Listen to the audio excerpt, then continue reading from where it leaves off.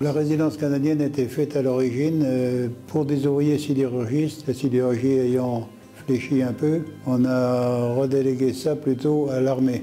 Les bâtiments ont été conçus de telle manière que vous n'êtes jamais en face d'un voisin. La résidence canadienne, c'est donc un ensemble de 7 bâtiments avec 418 logements qui représentent plus ou moins 42 000 m² à chauffer.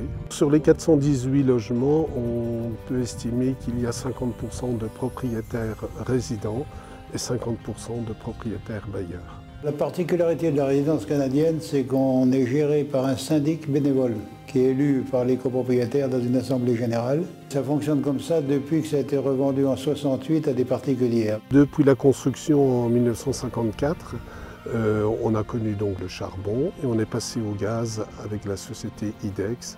Et en 2019, on a commencé à sentir une évolution au niveau du tarif du gaz.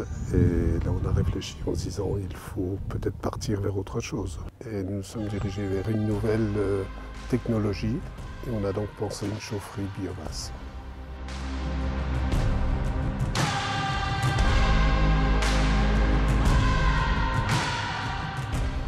Et bon, ça nécessitait donc une construction de bâtiments neufs avec une nouvelle chaufferie. La biomasse a démarré courant 2024 avec des phases de test, d'arrêt, de redémarrage. Donc en parallèle, nous avions toujours l'ancienne installation qui, depuis 2025, est arrêtée complètement.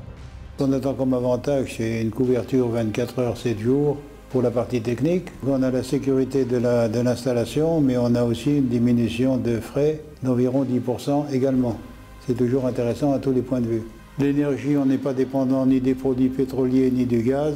On a du bois dans la région, il y a des exploitants de bois, on a donc recherché nos copeaux à entre 5 et 10 km de Longuillon.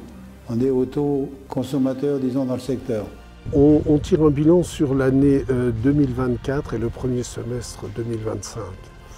On arrive à un prix du mégawattheure qui oscille entre 45 et 49 euros du mégawattheure, ce qui est très appréciable alors qu'on a connu les années 2021, 22, 23, un mégawattheure à 212 euros. Donc pour nous, c'est vraiment une satisfaction.